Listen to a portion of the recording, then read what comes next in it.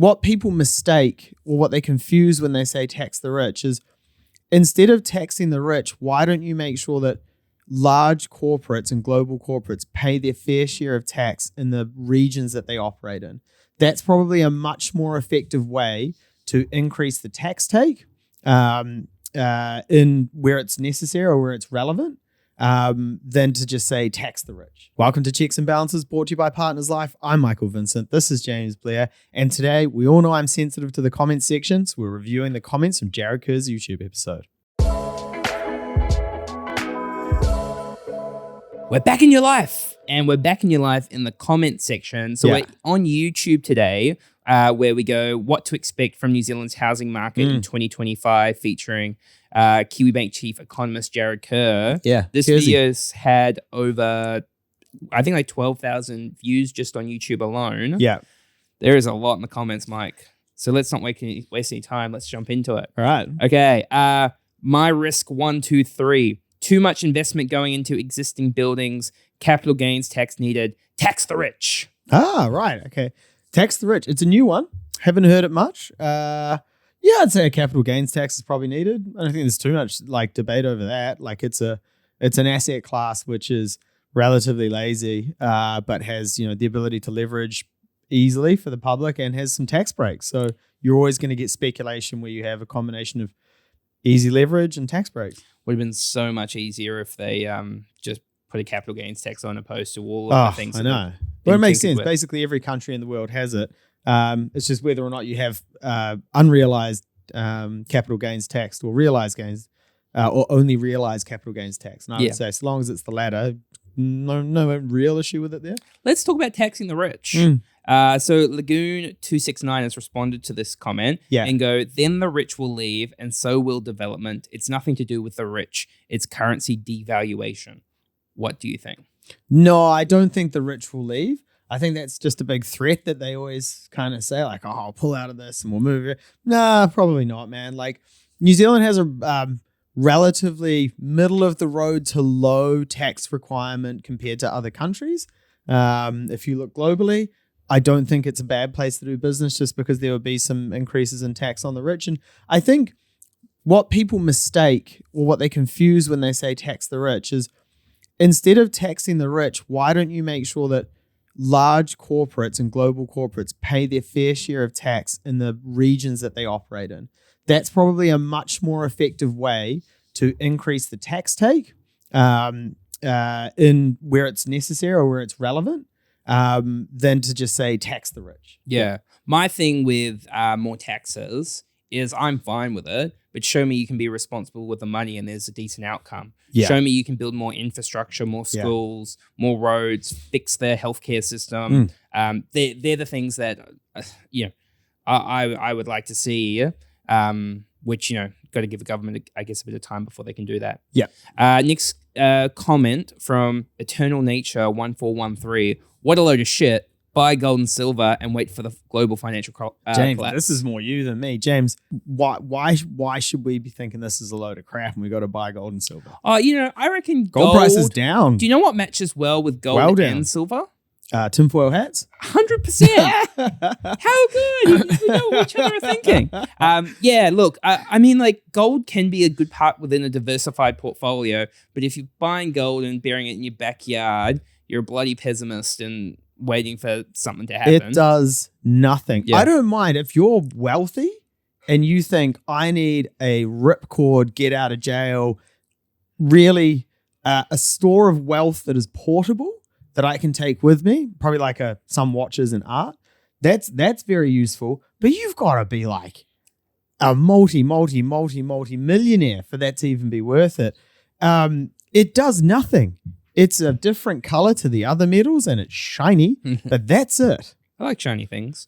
Magpie. Next comment is from Carl Hold 1042. Yeah. Don't pretend that investors are good for and making life better for renters. Investors are the huge problem with housing affordability in New Zealand. Property investment should be banned, all capitals. What do we think? Seize the means of production, my man. No, I think No, I don't think investors are the wrong thing. I think it's supply and demand. There are other markets where that probably points to being true. Like you can see capital markets, everyone's an investor. That serves a function. I don't see why the housing market is any different. There will always be people who need to rent as opposed to buy. Yeah. And if you think about like our whole issue is around supply and, also we've got people living in emergency accommodation, motels, all that kind of stuff. For the government to buy up all of the investment property for renters, I think it's the equivalent of like a whole year of GDP or something like that. It's just never happening. Let's go reducto ad absurdum and go, you imagine that you are only allowed one house. That's it. Where is the mobility in the housing market? You now come into this thing where everyone needs a chain. What happens when you retire, or if you need to move into like a housing, like a retirement village or something like that? Is that like if you just, I know, and people exaggerate stuff online. I'm sure this man probably doesn't actually believe this, or this woman doesn't actually believe this, but the idea that you are allocated one house per family. What happens if that family split? Like it'd just never work. Yeah. Okay. Bruce Robertson 5919. Bankers trying to talk up the housing market. Shameful.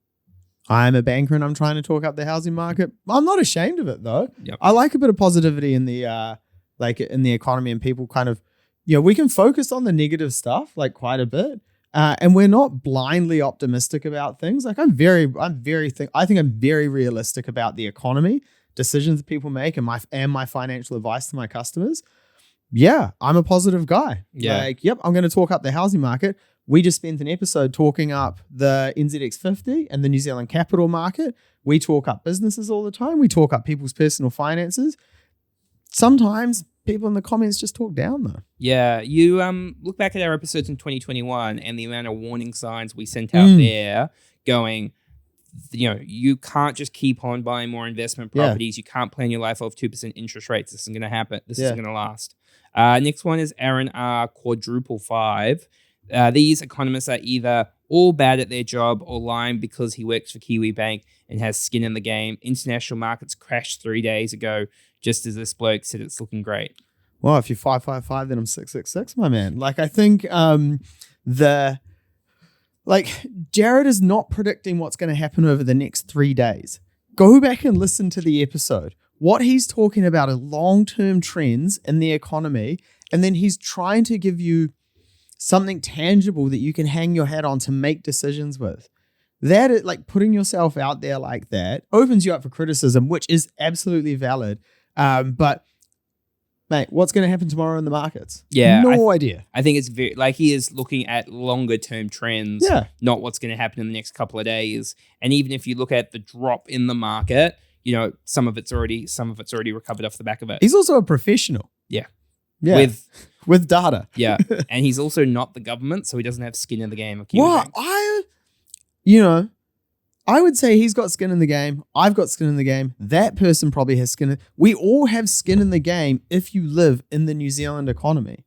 That's the reason why you should be listening to these podcasts, and probably part of the reason you do listen to these podcasts and why you listen to Jarrod Kerr. You probably listen to a lot more people. I'm sure some are in the deep dark corners of like some Reddit forum. You're absolutely enamored with some guy who's telling you that it's all doom and gloom. But you listen to professionals because we all have skin in the game. Yeah, that's one thing I have taken from the comments is that there's so much negativity. I mean, I guess not surprising. There's a lot of negativity on the internet. But the other thing I've learned about myself does not faze me in the slightest. Like the comments and people calling us idiots and all that sort of thing. I just look at the mate. We are not sharp. Sharp as a bowling ball. Before we move on, we talk all the time about planning and growing our wealth, but protecting that wealth is just as important. That's why having the right insurance in place can help when life goes unexpectedly. And that's why this episode is brought to you by Partners Life, a New Zealand operated award-winning insurance provider with over 300,000 Kiwis insured and 89% of claims paid. Partners Life understand that having some insurance is better than having no insurance. They have flexible and personalized solutions for any budget or situation. Check out their website in our show notes below. Okay, C.Crider8398. Global shipping has taken off because of the increased cost of shipping. This merely adds to inflation. Dollar value has plummeted. it's the great illusion. This panel is talking from a privileged position. Yeah, I'm probably talking from a fairly privileged position. I don't know the particulars of the global shipping industry. This man is clearly the CEO of Maersk or another major shipping company and also an economist. So yeah, rock and roll, man. Yeah, I think it's coming from a very privileged position. Yeah. It's just we're trying to help people, like regardless of the position we're coming from. But I don't know what the point is about being privileged. Like we're incredibly lucky. Yeah. Next question. This guy ... where does he get his information from ... No way we are going up, only down from now on. That sounds like a comment. Have you ever read Zero Hedge? The economics and finance blog? No. It is just the most.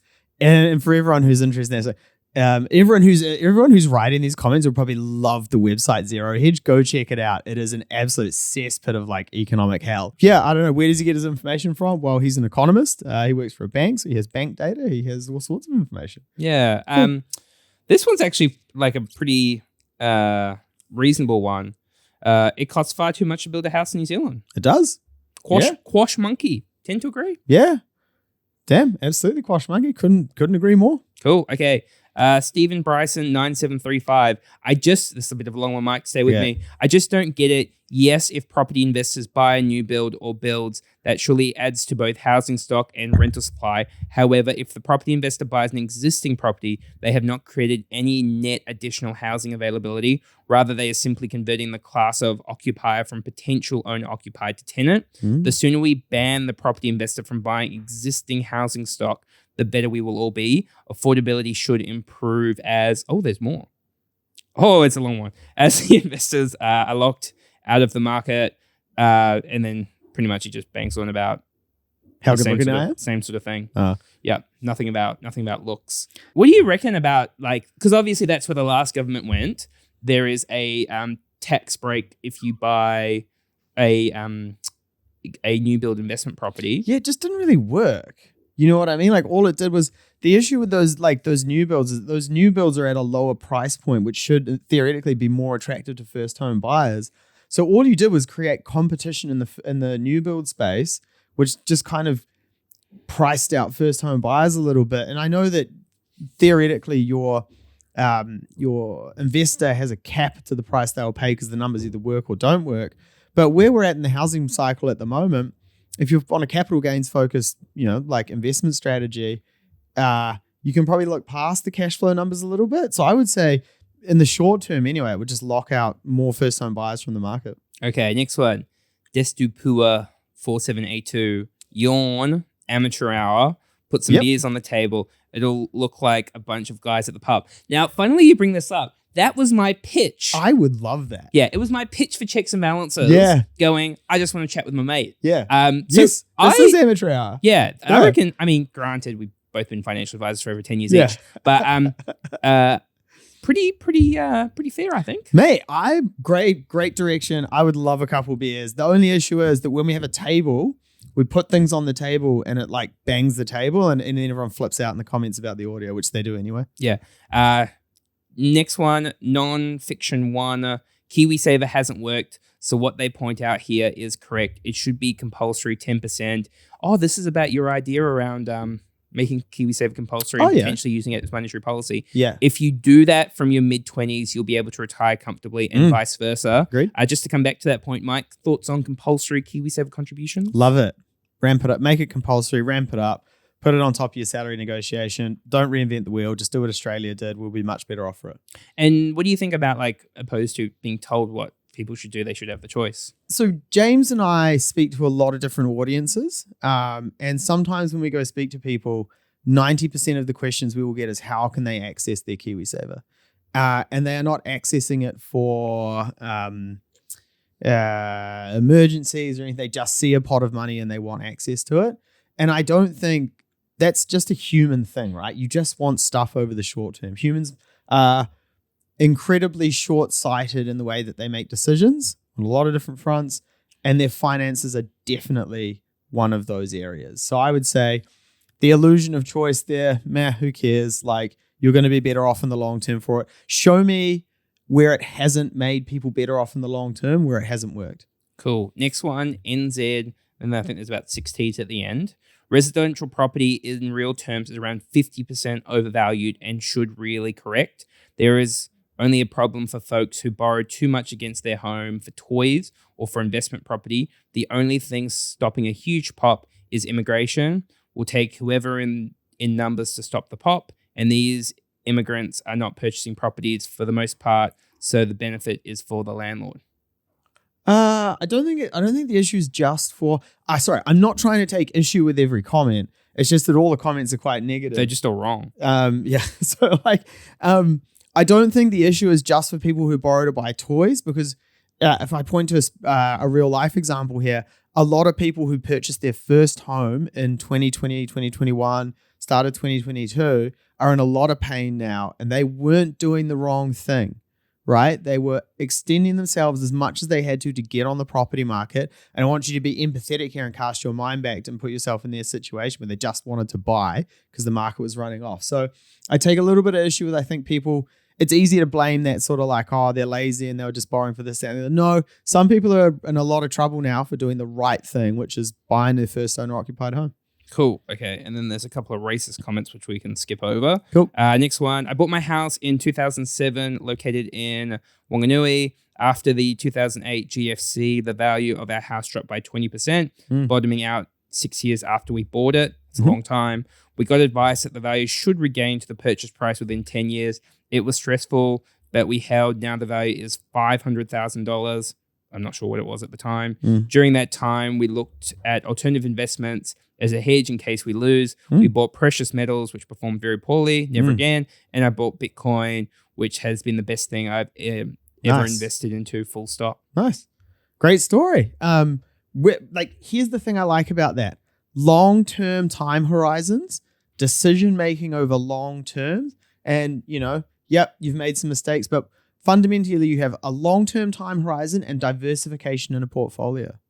And hey, look, seems to have worked. Cool.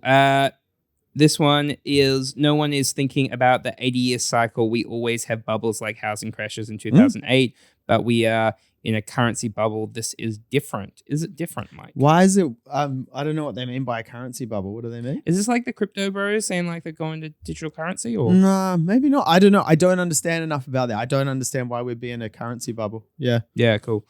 And then there's just a hell of a lot of negativity. This one's a good one. I don't understand why there is such ignorance about the double whammy of high taxation compared to the rest of the world and the massive inflationary of government money printing. Middle class is getting destroyed. Do you think our taxes are high? No, I don't think our taxes are too high. I think I would agree that the degradation of the middle class is probably a real issue, but mainly for like politicians, because then you start to see like people swinging to more extreme political views if they feel like the average kind of quality of life is going down. So that has some real implications. But I think that's probably a lot to do with more like fiscal policy and mismanagement of money and from taxes, as it is to taxes being too high. Yeah. And I mean, to be fair to the comment section, there is a hell of a lot of pain out there at the moment, right?